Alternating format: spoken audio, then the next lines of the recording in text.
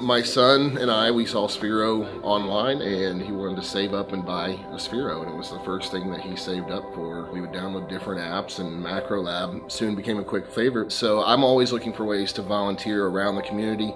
I like working with the kids. I love Sphero, have a lot of fun with it, so we came up with an 8-week program, and the kids loved it. Every kid walked out of here every day wishing it was longer and they could stay longer and play with Sphero.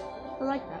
Our IT director, Jan Wee, popped in one day. She said, Sphero is here, I'm going to bring one to you, and I want to see what you guys can do with it.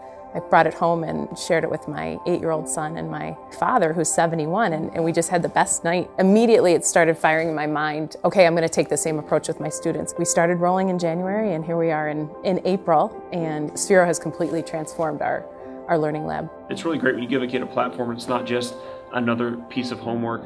You give them a Sphero and they're like, this is really awesome. Oh. So we start off with teaching kids the basics of Macro Lab, and then we start adding some more complex things. So very quickly we start incorporating some very basic programming techniques. Now you're speaking programming languages. Oh, they're doing loops on day 1, but they're still having a ton of fun, so that's actually really cool. Yeah! My grandmother does a robotics team, and I always kind of laughed at that because I really didn't get the point, and then I started programming Sphero and I really, really liked it.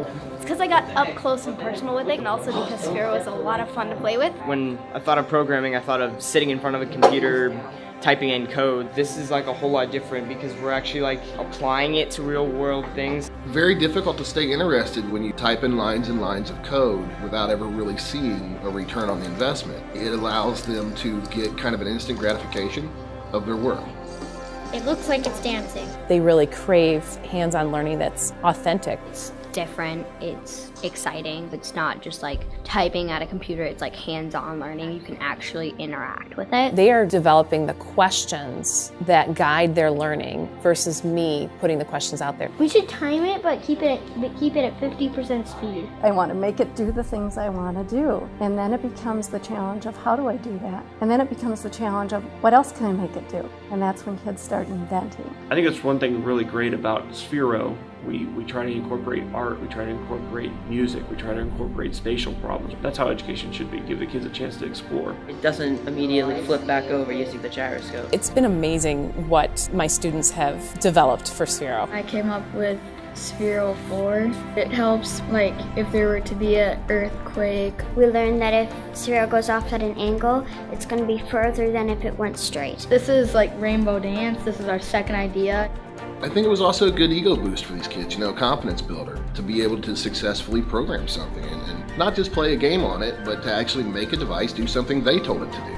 I mean, how often do they get to do that? It doesn't matter whether you're 5 years old or you're 40 years old. It affords equal opportunity for everyone. I mean, I love it just as much as he does. I think sometimes maybe a little more, but I mean, I looked forward to coming up with lesson plans and sitting at home, creating a macro, and saying, what would they learn from this? At the very least, 3,000 milliseconds is 3 seconds.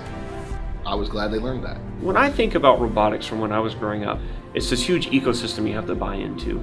Nothing was this complex and this accessible. I think that's one thing that makes Sphero so awesome. It's very, very durable and very easy to work with, and they're affordable. You think about return on the investment.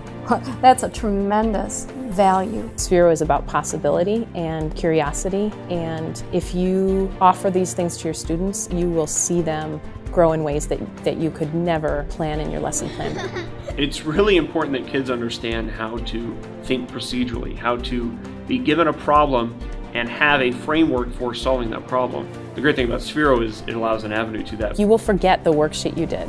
You will forget the spelling tests. You will forget so much of what you experienced in school, but I really do think that Sphero is something that will stay in my students' minds and in their hearts as something that sparked something new for them. What kids play with today can be a huge influence on what they become tomorrow. I do, computer IT work for Bank of America, and I firmly believe that it was because I played with an Apple IIe, because a teacher brought one in for us to use, that influenced what I do today.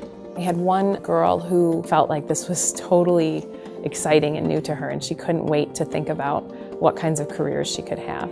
Those kind of moments are just priceless.